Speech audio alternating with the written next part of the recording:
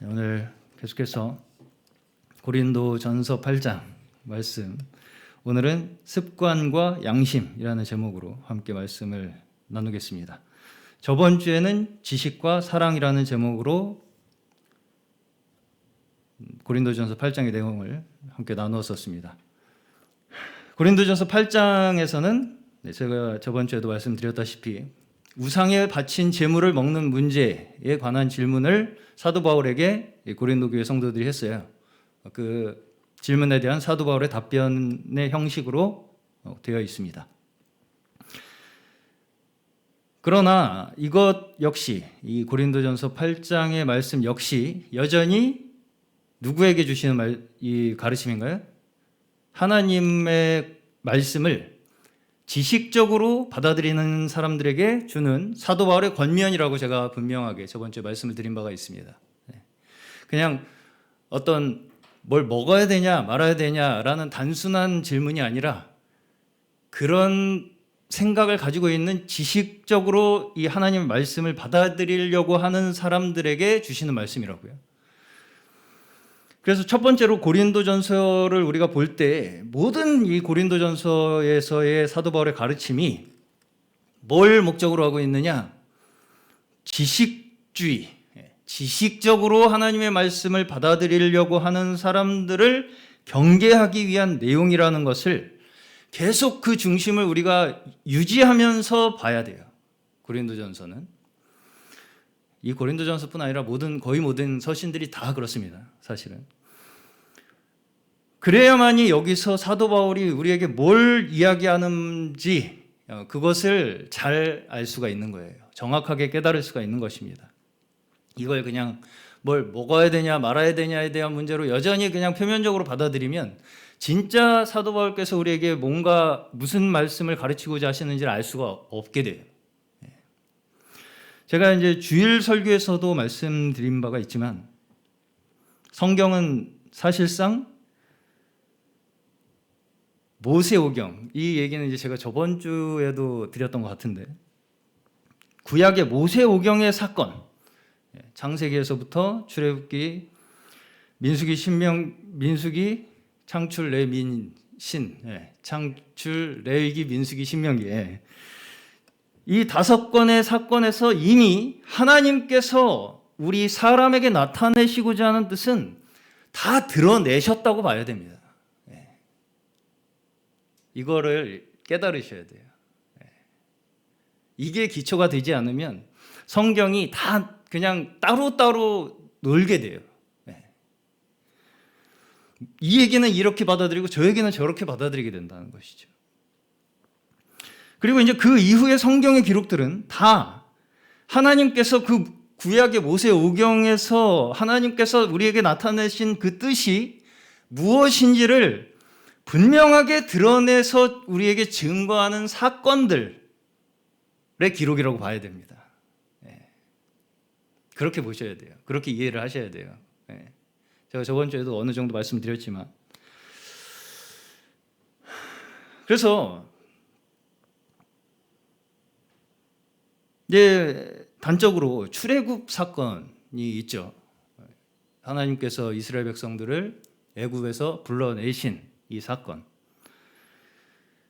이 사건을 우리는 이제 물론 하나님 백성들을 세상에서 구원하셨다, 뭔가 분별하셨다 라고 받아들이잖아요. 근데 그것을 단지 그런 면으로만 받아들이게 되면, 그렇게 이제 어떤 특정한 사람들을 위한 역사로만 받아들이게 되면 그거를 어떻게 이제 끌고 오게 되냐면 우리한테 그 출애굽 사건은 우리만을 위한 거야.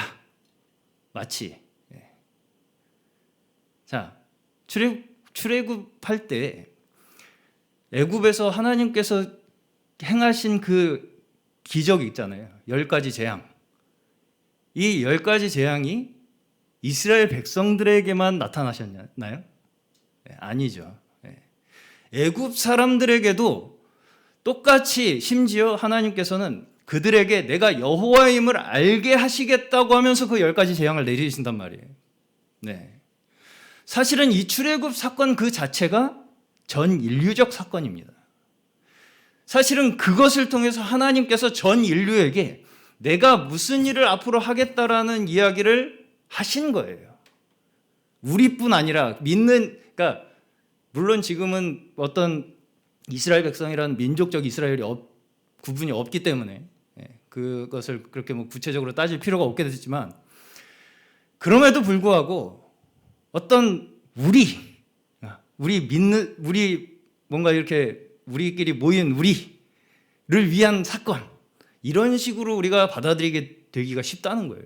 이런 사건들을.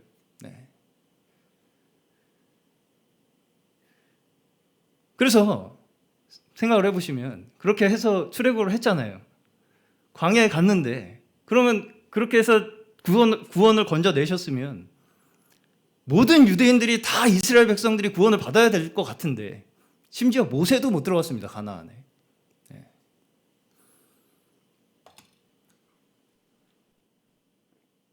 그렇죠. 그러니까 그 모든 사건들이 하나님께서 우리에게 믿음을 가르쳐 주시는 하나님의 그냥 역사예요. 그 모든 과정들을 통해서 하나님을 따르고 믿는 것이 무엇인지를 우리에게 나타내시는 거라고요. 사람에게. 그리고 이제 그 하나님의 뜻이 결국은 그리스도가 육신을 입고, 예수 그리스도가 육신을 입고 오심으로 해서 비로소 분명하게 우리에게 완성이 되게 되는 것입니다.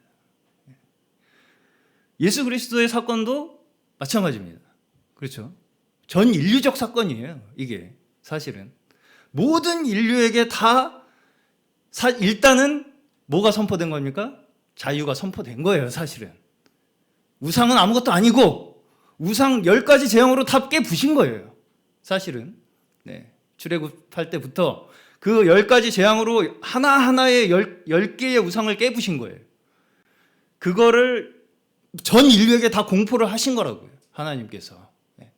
그리고서 결국은 예수 그리스도로 말미암아서 우리가 근본적으로 벗어나야 할 그 우상의 세력, 죄의 세력에서 벗어났음을 일단은 선포를 하신 것이 예수 그리스도의 십자가의 사건이라는 것이죠. 그러니까 이 모든 것이 다 어떤 국소적인 어떤 일부의 사람들에게만 몰래 전해주시기 위해서 일으키신 사건이 아니라 전 인류에게 보편적으로 선포된 사건이라는 것이죠.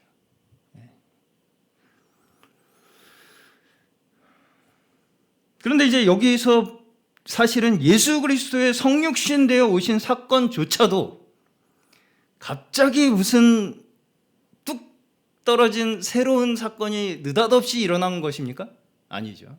아니에요. 구약에서부터 계속해서 약속하시고 예언하신 언약의 성취로서 그 뜻을 완전하게 우리에게 드러내신 것이 예수 그리스도의 성육신 사건입니다. 그렇죠? 갑자기 구약에서 상상도 못하던 일이 신약에서 갑자기 일어난 일이 아니라고요. 예수 그리스도의 사건조차도. 다 그 구약에서의 하나님께서 자신의 뜻을 우리에게 보여주시고자 하는 그 연장선상 속에서 예수 그리스도의 성육신의 사건이 일어난 것이죠. 이렇게 하나님의 구원의 역사가 어떤 의미를 담고 있느냐, 그것이 실제 우리의 삶에 있어서 어떻게 믿음으로 적용되어져야 할 것인가, 이것이 바로 서신서에서 말씀하는 바입니다. 하나님께서 우리에게 행하신 그 구원의 역사, 정말 가장 처음으로 돌아간다면 그 모세를 통해서 이스라엘 백성들을 애굽에서 건져내셔서 이끄신 그 모든 하나님의 구원의 역사가 우리 전 인류에게 어떤 의미를 담고 있는가, 그리고 그 의미가 우리 실제 한 사람 한 사람의 삶에서는 어떤 의미가 있는가, 그것을 설명하시는 것이 서신서라고요. 다시 말하면 서신서도 구약을 해설하는 설교죠. 그렇게 봐야 됩니다. 그렇죠? 서신서도 구약을 설명하는 설교예요, 결국은. 네. 그래서 하나님께서는 하나님의 뜻을 어떤 하나의 법전, 어떤 하나의 경전으로 우리에게 문서로 전달해 주신 것이 아니에요, 사실은.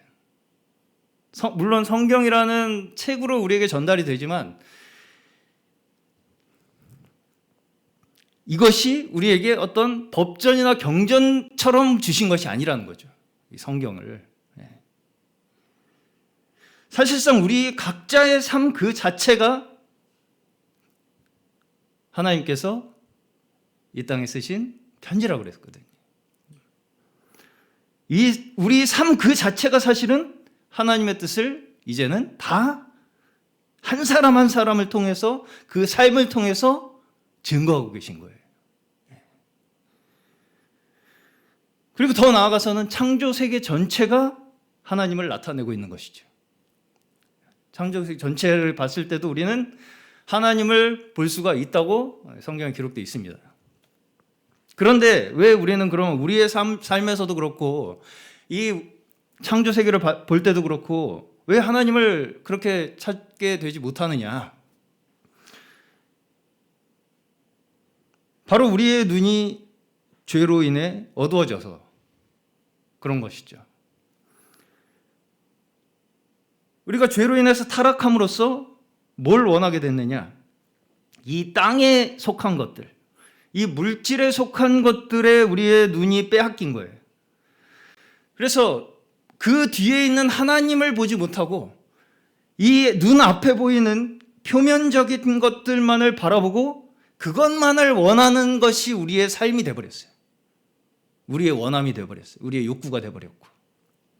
그것이 우리의 모습입니다.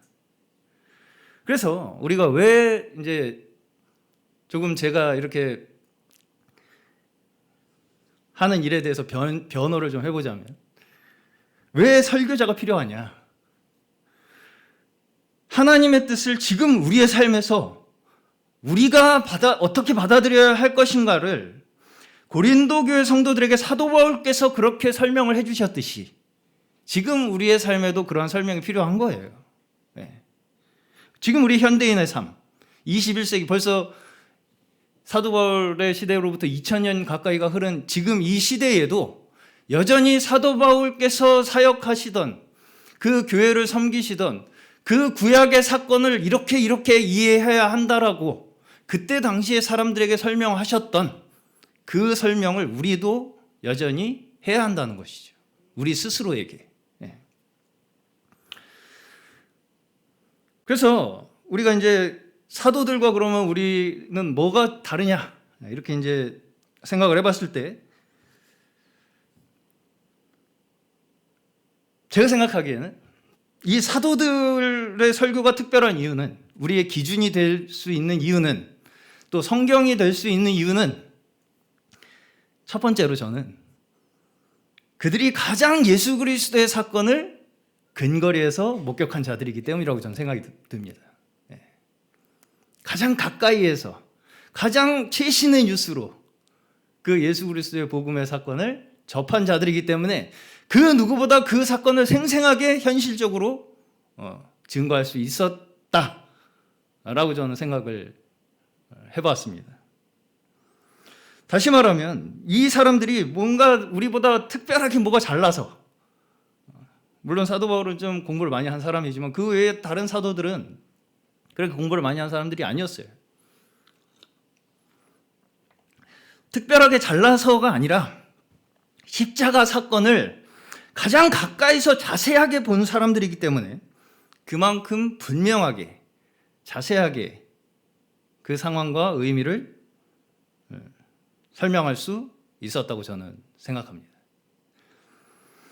그렇기 때문에 이런 관점에서 우리는 그때 당시의 사도들, 초대교회 당시 예수 그리스도의 제자들, 또 사도 바울, 그들이 본 그 관점의 틀 속에서 그들이 본 예수 그리스도의 의미, 그 관점 속에서 여전히 우리도 하나님의 뜻을 적용해 나가는데 나침판을 삼아야 한다는 거예요.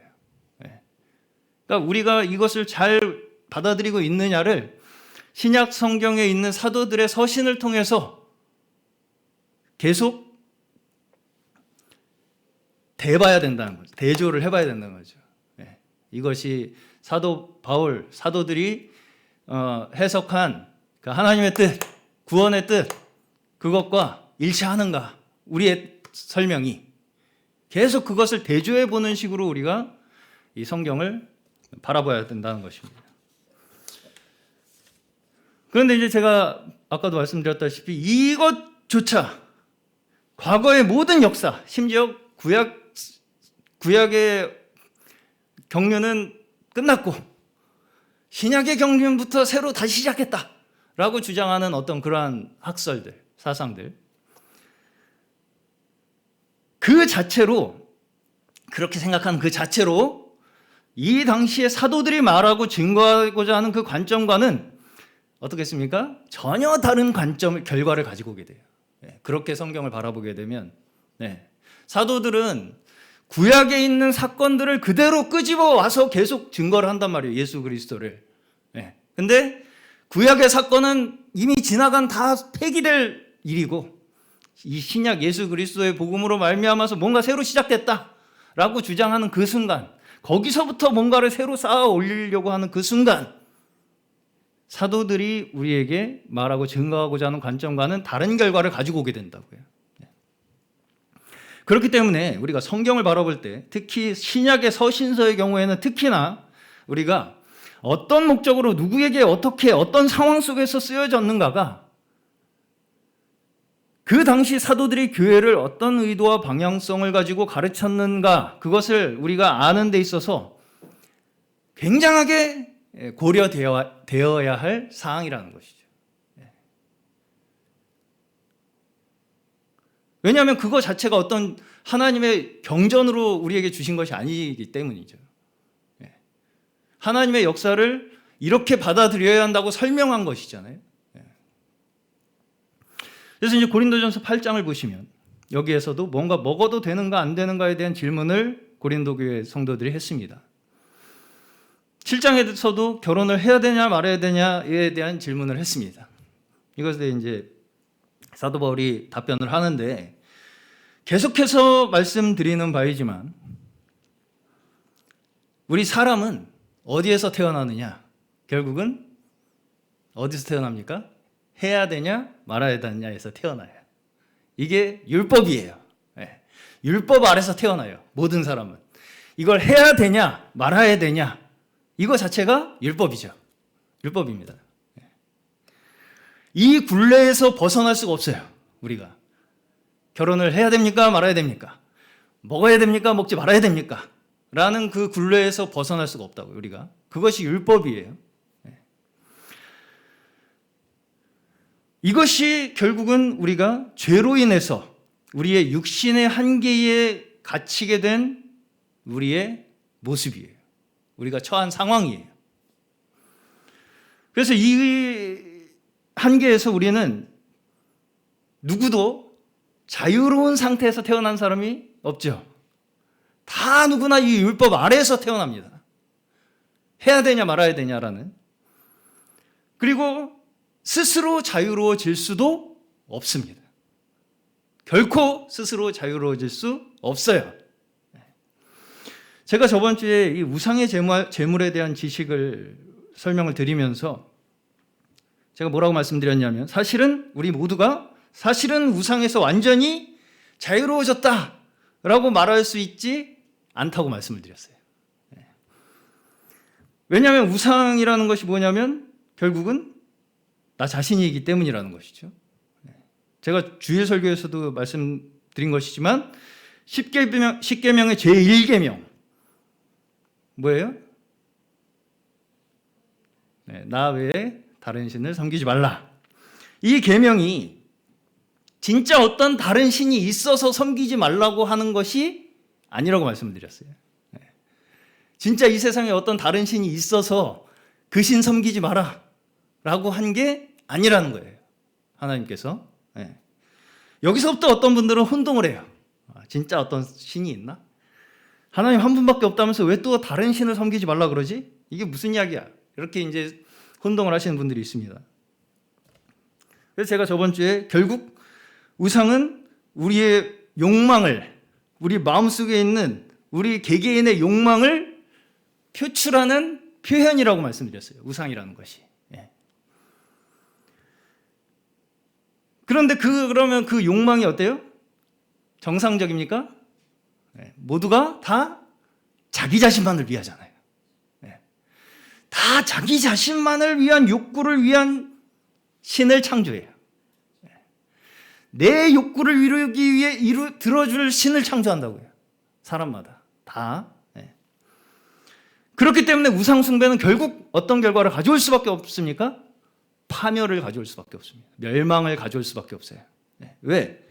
서로가 서로 다 나를 위하기 때문에, 나를 위한 신을 내가 만들기 때문에, 내 신은 나를 위하고 네 신은 너를 위하고, 그러면 싸워서 이기는 신이 이기는 신인 거예요.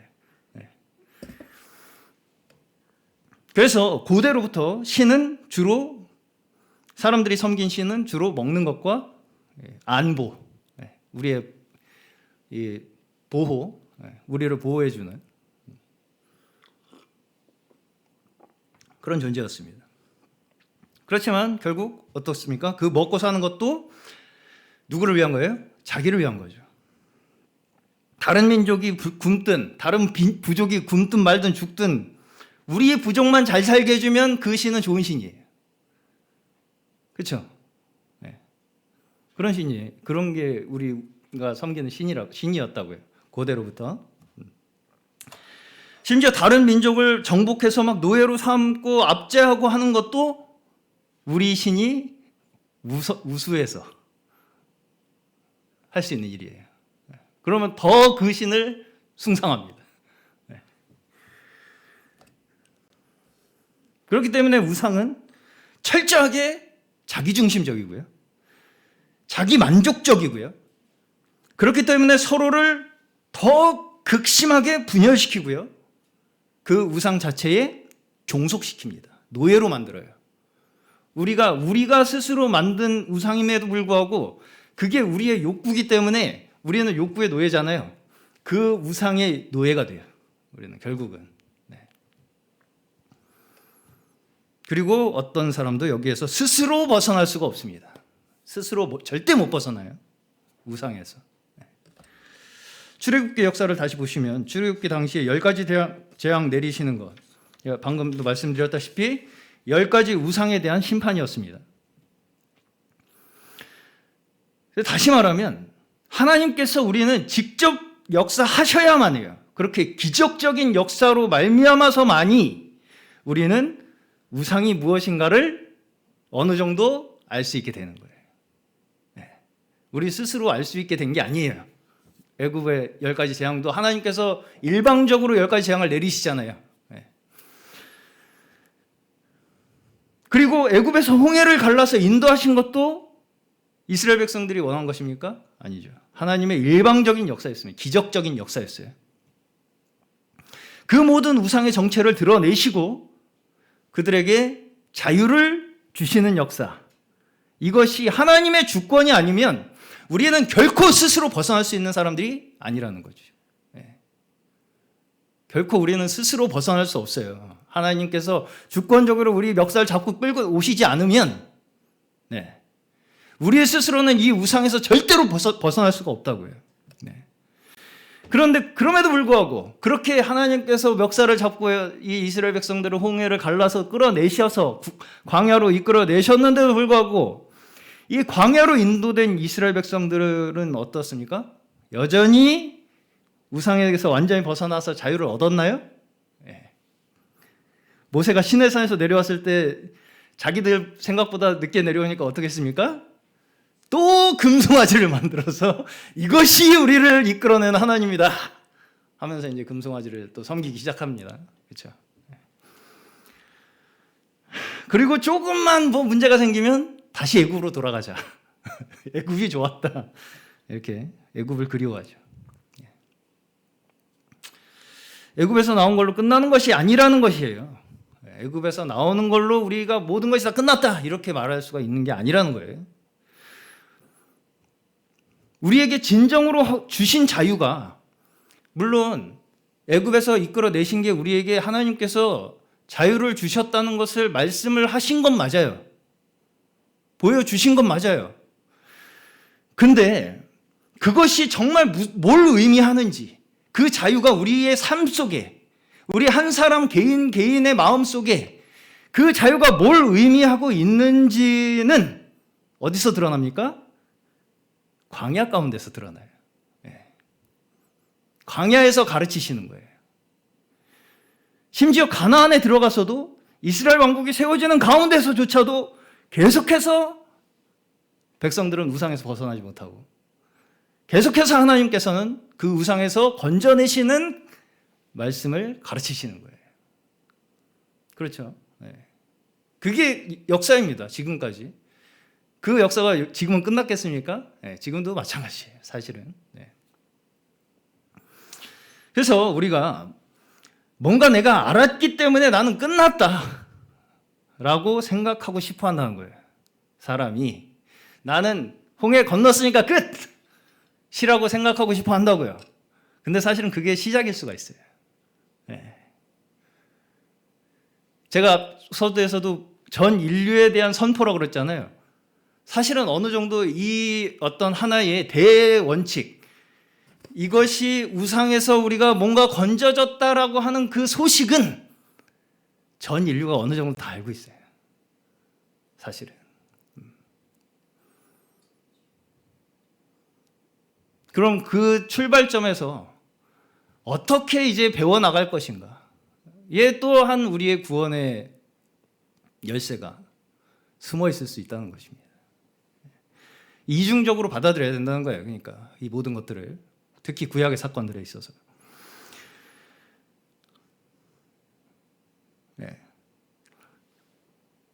여기에 지금 내 깃발을 꽂고 싶어요.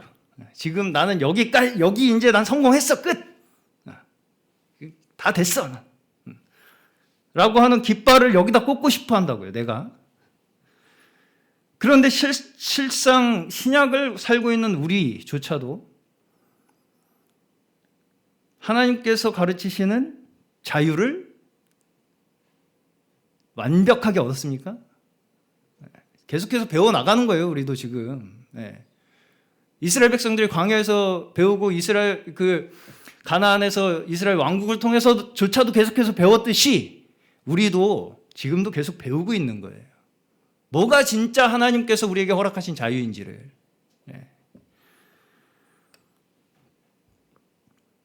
이제 오늘 제목의 습관과 양심에 대해서 조금 생각해보고 마치겠습니다.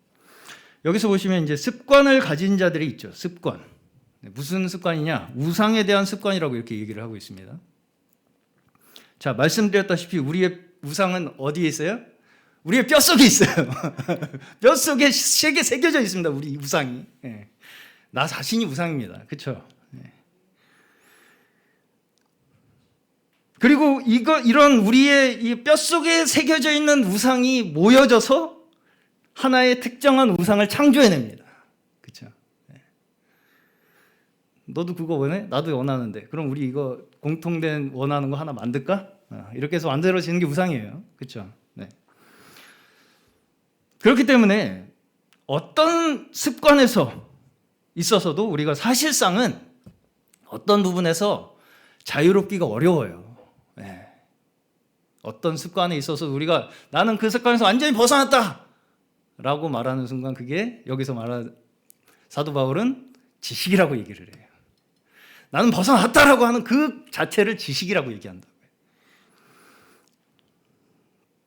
어떤 면에서 우리가 하고 있는 행동, 말이나 여러 가지 무의식적인 행동들 속에서는 다 습관적인 것들이 있잖아요. 근데 이제 그 무의식적인 그 습관의 대부분이 사실은 누구를 위한 것이겠습니까?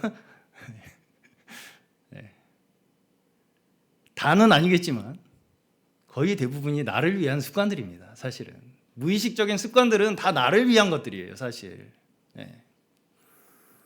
그냥 자동적으로 튀어나오는 것들, 습관적으로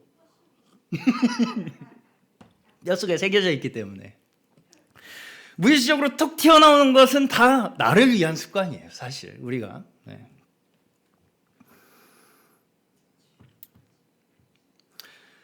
그래서 어떤 분이 나는 습관조차 성화돼서 거의 난 하나님이 되었다라고 하는 분이 있다면 이건 둘 중에 하나입니다. 거짓말이거나 너무 무의식적인 행동이 많아서 자신이 어떤 습관을 가지고 있는지조차 잘 모르는 분일 수가 있어요. 둘 중에 하나예요. 너무 아무 생각이 없이 사시다 보니까 내가 습관적으로 무슨 행동을 하고 사는지를 몰라요. 그러니까 그냥 나는 이 정도면 얼추 다 됐다고 생각을 하는 걸 수가 있어요. 착각이죠, 한마디로.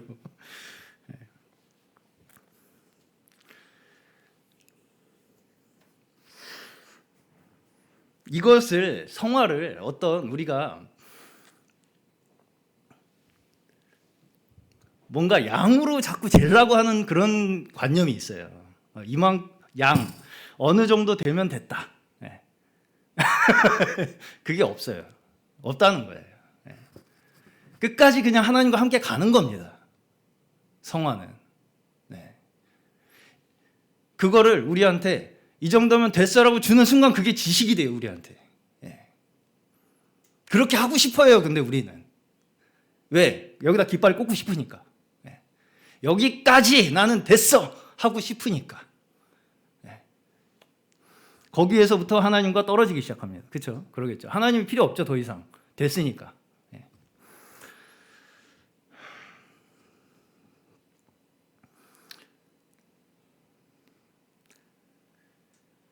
우리는 주님을 믿음으로 해서 이렇게 우상에 대한 습관에서 한 걸음씩 배우면서 벗어나는 과정 중에 있어요. 누구나. 어떤 사람도 예외 없이 모두가 이 우상에 대한 습관에서 한 걸음씩 배우면서 벗어나며 자유를 향해서 나아가는 과정 중에 있어요. 예. 난 아니라고 말할 수가 없어요. 그 누구도. 예. 자, 근데 여기서 한 가지 조금 우리가 깊이 생각해 보아야 할 것이 무엇이냐면 습관과 그러면 지식은 뭐가 차이가 있냐. 예. 여기서 이제 습관을 가진 사람이 있죠. 우상에 대한 습관. 그리고 어떤 사람은 지식이 있어요. 그래서 그 둘이 대립을 하잖아요. 습관을 가진 사람은 먹으면 안 된다. 지식을 가진 사람은 먹어도 된다. 이 둘의 사이에서 이제 대립 갈등이잖아요. 자, 습관도 우상에 대한 습관이라고 그랬고요. 결국은 제가 말씀드렸다시피 지식도 우상과 관련이 되어 있습니다. 그렇죠? 네. 그럼 둘 중에 둘의 차이가 뭘까요? 과연? 제가 이거 나름대로 깊이 생각을 해봤어요.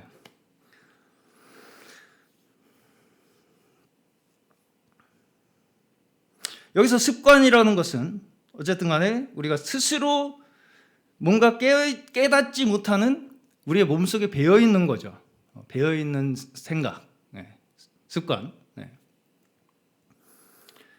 근데 이제 주님을 믿음으로 해서 내가 그냥 내 몸에 배어있는 어떤 습관과 주님을 믿는 믿음과 사이에서의 뭔가 이렇게 조화되지 못하는 그때에 이 습관을 지식으로 이 내가 가지고 있는 원래의 습관을 어떤 다른 사람의 지식으로 억지로 극복해 보려고 하면 그것이 그 사람의 양심을 더럽힌다는 거예요.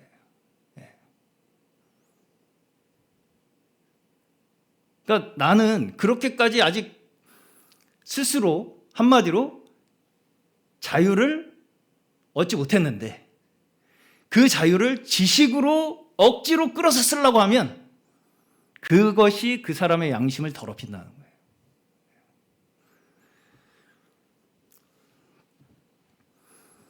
주님께서는 우리에게 다시 말씀드리지만 어떻게 해라 어떻게 하지 말라라는 행동 강령을 우리에게 주심으로써 우리를 인도하시는 것이 아니에요.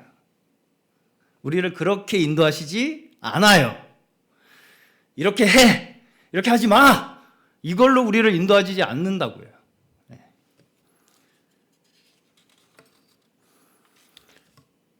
우리를 어떻게 인도하시냐 그러면 각자의 삶 그 자체에서 벌어지는 그 사건으로 우리를 가르치시는 거예요.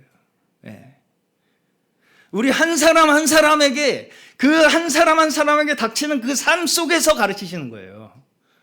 정답이 없어요. 그래서 나한테만 정답인 거예요. 그게 나에게 그 순간 그 사건으로 나에게 가르치신 그 말씀으로 내가 자유를 얻는 거지. 그걸 지식화해서 남에게 나 이렇게 해서 자유 얻었으니까 너도 이렇게 해 하는 순간 그건 지식이 돼요. 그게 지식이 되는 거예요. 그래서 믿음은 우리가 제가 방금도 성화에 대해서도 뭔가 우리가 성화를 양으로 자꾸 측정하려고 한다라고 말씀을 드렸는데 믿음도 마찬가지예요. 믿음을 양으로 뭔가 정해진 양을 채우는 것처럼 생각을 한다는 거예요. 그렇죠? 믿음이 뭐 적다 많다. 뭐 물론 어느 정도 말을 할 수는 있는 얘기지만 그렇게 자꾸 이 얘기를 하다 보면 뭔가 정해진 양이 있어요. 우리 머릿속에 믿음이라는. 그래서 그게 이제 대체적으로 뭐냐면 이 성경 말씀을 얼마나 철저하게 내가 내 머릿속에 입력해서 지키고 사느냐를 믿음으로 약간 계측을 하려고 하는 이 성향이 있어요. 우리가. 그래서 믿음 좋다 그러면 이걸 그대로 이렇게 이제 뭔가 적용해서 사는 걸로 생각하는. 근데 창세기에서부터 구약의 모세오경부터 하나님께서 우리에게 가르치신 믿음은 뭐냐면 관계예요. 하나님과 나와의 관계 그 자체에서 오는 믿음이에요. 내 삶이 얼마나 하나님과 관계가 있느냐예요. 내 삶의 각 부분에서 매 순간에서 하나님께서 개입하고 역사하신다를 믿는 것이 우리의 믿음입니다. 뭔가 어떤 문장을 우리가 지키는 것이 믿음이 아니에요. 그게 율법이죠. 그대로 하라는 대로 하는 거. 그게 율법이죠. 하나님의 믿음은 하나님께서 우리의 삶에 진짜 적극적으로 개입하고 역사하신다는 걸 매 순간 자각하고 깨닫고 인식하고 사는 거예요. 그것이 믿음입니다. 그것이 구약에서부터 계속해서 하나님께서 우리에게 가르치시는 믿음이라고요. 다시 말하면 우리의 중심이 어디 있는가가 중요하다는 거예요. 우리가 완전해지기 위한 어떤 우리가 생각하는 완전에 이루기 위한 것이 아니라 하나님께서 우리를 완전에 이르게 하실 것이라는 믿음이에요. 사실은. 그렇기 때문에 사실은 우리가 내가 지금 됐다라고 하잖아요. 내일 어떤 일이 생길지 압니까? 모르잖아요. 매일 새로운 날을 우리는 살아요. 새로운 사건을 대하고.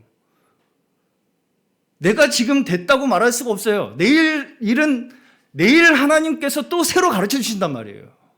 그 삶, 우리의 사건을 통해서, 내일의 사건을 통해서. 그걸로 우리는 한 걸음 한 걸음 하나님과 함께 가는 그 믿음의 삶을 배워가는 거예요. 계속해서.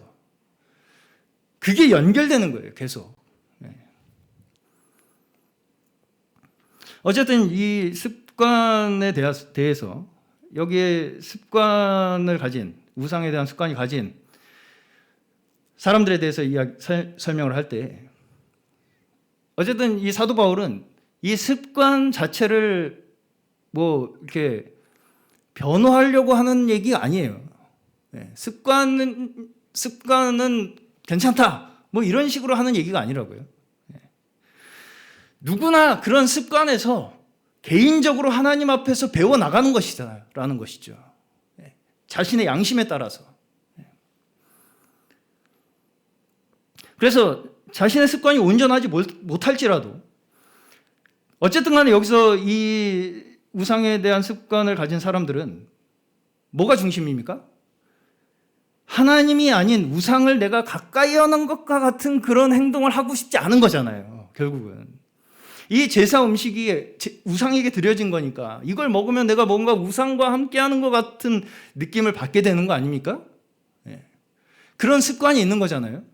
그럼 그걸 하지 않고 싶은 것은 결국은 그 사람의 중심에 우상을 멀리하고 하나님을 따르고자 하는 마음이 그 중심에 있다는 것이죠. 어쨌든 그 중심이 중요한 거예요. 뭘 하고 안 하고의 문제가 아니라. 그것이 이제 여기에서 지식이 부족한 자들의 모습입니다.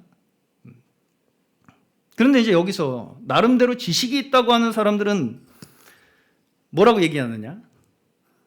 자기들은 어떻게 해야 하는지를 정확하게 알고 있다고 얘기하는 거예요. 먹어도 된다! 라고 정확하게 이야기를 하는 거예요. 그렇게 하기만 하면 너희는 자유를 얻는다! 라고 얘기를 하는 거예요. 먹으면 자유를 얻는다. 심지어 이렇게 얘기를 하는 거예요. 사실상. 그렇죠? 자유를 얻는 지식이 있다고 얘기하는 거예요. 결국은. 자유를 얻는 지식이 나에게 있다! 라고 얘기를 하는 거랑 똑같은 거라고요. 이건 뭘 하느냐 마느냐의 문제가 아니에요. 제사 음식을 먹는 것은 지식이고 먹지 않는 것은 습관이라고 말할 수 있는 것도 아닙니다. 그렇게 단순하게 이해할 수 있는 게 아니에요. 그 자신의 행동이 지식에서부터 나온 것인가에 대한 문제예요. 그걸 나름대로 체계화해서 그렇게 해야 한다고 주장함으로써 이걸 하나의 행동 규범으로 만드는 거죠. 먹어도 돼 라는 규정을 딱 정해버려요. 그렇죠? 그런 지식을 만든 거예요. 스스로. 이것이 자유다 라고 규정하는 것입니다. 먹는 것이 자유다 라고 규정하는 거예요. 그렇죠? 그런데 뭘 하라 마라 하는 순간 그것이 자유입니까? 아닙니까? 아니죠. 자유는 먹어도 되고 먹지 않아도 되는 게 자유예요. 이미 넌 이걸 먹어야 자유라고 하는 그 순간 그건 자유가 아니게 돼요. 잘 따라오셔야 됩니다.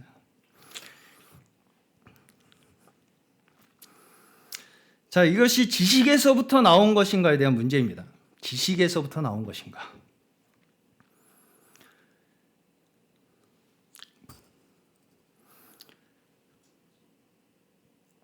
제가 이제 이것을 저번 주에 호칭에 관한 예를 드렸어요. 호칭에 관한 예로. 그래서 어떤 분들은 이 직제를 다 패야 된다. 교회에. 직분제, 목사, 장로 이거 다 무슨 뭐 이제 계급이다. 이렇게 해가지고 악한 것이다. 형제자매로 불러야 된다. 그래야 교회다. 이렇게 주장을 하신 분들이 있다고 제가 말씀드렸었죠. 그것이 이제 마치 그렇게 함으로써 자신이 어떤 계급에서 자유케 된 것처럼 생각하는 거예요. 그렇죠? 이 세상의 어떤 이 제도, 계급이라는 제도 속에서 나는 자유케 된 것처럼 얘기하는 거예요. 주장하는 거예요. 그렇게 함으로써.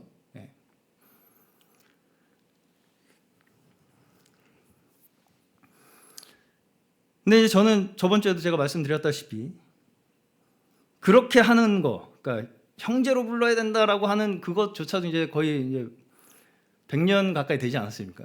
그러다 보니까 그런 것들도 너무 오랜 시간이 지나다 보니까 이제 습관화된 분들도 어느 정도 있을 것이라는 생각이 들긴 들어요.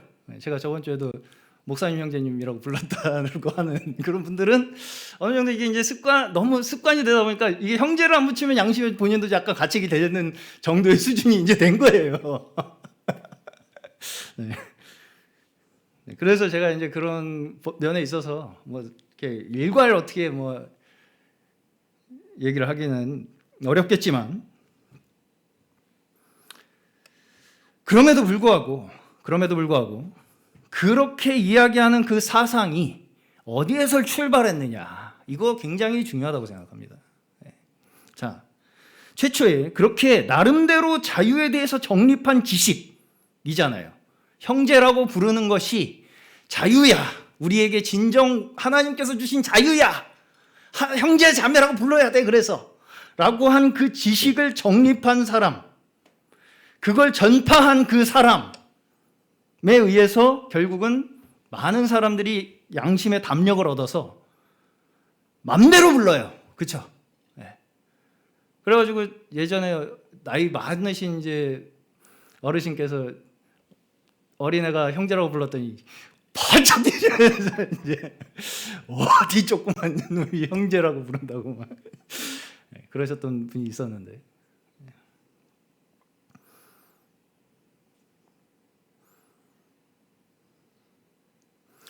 양심의 담력을 얻어서 다른 사람들, 다른 믿는 이들을 어떻게 합니까? 정죄하죠. 나누고 틀렸다고 하고, 그거 자체가 결국은 어떻게 한 거예요? 그 사람들의 양심을 어둡게 한 거예요. 더럽힌 거예요. 그 한 사람이 그렇게 형제 자매라고 불러, 그게 자유야 라고 함으로써 그 사상을 받아들인, 생각 없이 받아들인 사람들, 그걸 지식으로 받아들여서 그렇게 하는 게 자유인 것처럼 생각하게 만든 그 사람들이 결국은 다 양심의 더럽힘을 입고 받고,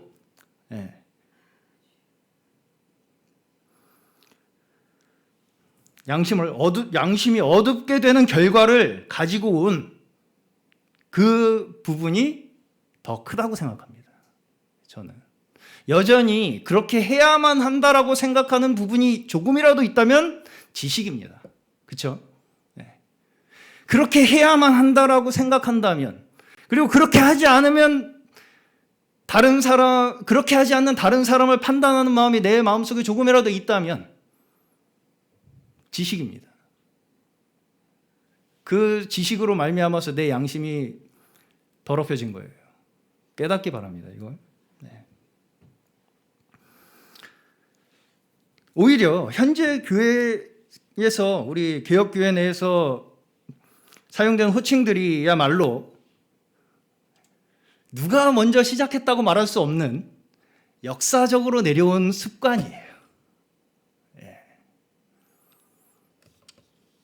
사역자를 존경하고 교회를 섬기는 사람들에 대해서 존중하는 좋은 습관이라고 볼 수 있습니다. 어떤 면에서. 물론 이것이 완전한 지식으로 받아들여질 습관이라고 생각하진 않습니다. 그렇게 말하는 사람도 없어요. 그것이 진리다라고 얘기하는 사람은 없어요. 그냥 그것이 하나의 습관으로 우리에게 남아있기 때문에 그렇게 시행하는 것뿐입니다. 그것이 불러오는 부작용도 분명히 있기는 있어요. 또. 그렇죠. 그럼에도 불구하고 교회의 사역자에 대해서 존경하고 사랑하는 것이 곧 어떤 면에서는 하나님께 대한 마음, 내 마음을 지켜주는, 내 양심을 지켜주는 역할이 또한 분명히 있다는 것도 사실입니다.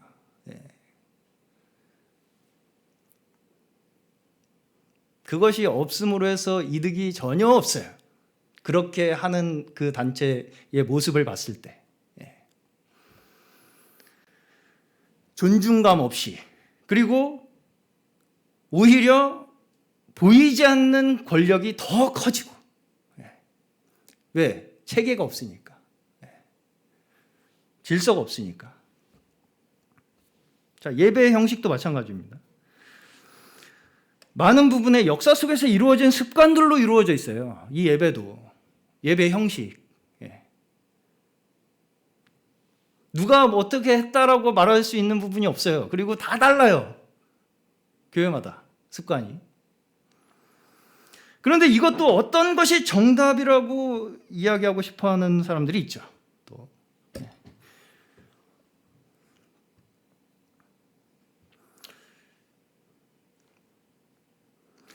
근데 이제 이 예배 형식도 이제 예전에 어떤 이제 좀 신앙생활 오래 하신 분들은 이 교회에서 사용하는 물품들 같은 것도 함부로 이렇게 다루면 안 된다, 이런 이제 생각을 가지신 분들도 있었고, 그런 것들이 그럼 뭐냐? 그것이 곧 내가 하나님을 섬기는, 하나님을 경외하는 그 마음과 어느 정도 연결이 되어 있다고 생각하기 때문이잖아요. 그것도 그분들의 습관이에요. 어느 정도에. 이것을 억지로 어떤 사람 나름의 지식으로 내가 너희들에게 자유를 주겠다라고 하는 그 어떤 행동, 지식이 사람들의 양심을 약하게 하고 더럽힐 수 있다는 것을 반드시 주의하시기 바랍니다. 함부로 내가 어떻게 하면 너희에게 자유를 줄 수 있다라고 주장할 수 있는 것이 아니에요. 사실 그리고 그런 식으로 자유를 뭔가 체계화, 지식화한다고 해서 그게 절대로 자유가 되지 않습니다. 아까도 방금도 말씀드렸다시피 그렇게 하는 순간 자유가 아니죠. 어떻게 해야 된다라고 하는 순간 자유는 마음에서 얻어지는 거지 형식에서 오는 게 아니에요. 절대로. 어떻게 형식을 따르면 자유를 얻을 수 있다고 할 수 있는 게 아니라고요. 내 마음속에서 얻어지는 것이지. 자유를 얻는 것을 하나의 지식으로 내가 삼는 순간 나 자신이 우상에게 바친 제물이 되는 거예요.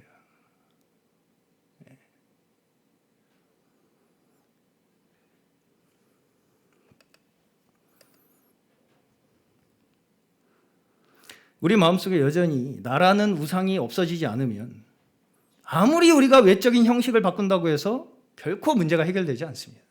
절대로 문제 해결되지 않아요. 오히려 무질서로 가고요. 양심을 무디게 하고요. 하나님 앞에서 행하지 못하게 하고요. 서로를 지식으로 자랑하고 교만하게 되어서 결국은 더 큰 분열과 계급을 조장하게 되는 것입니다.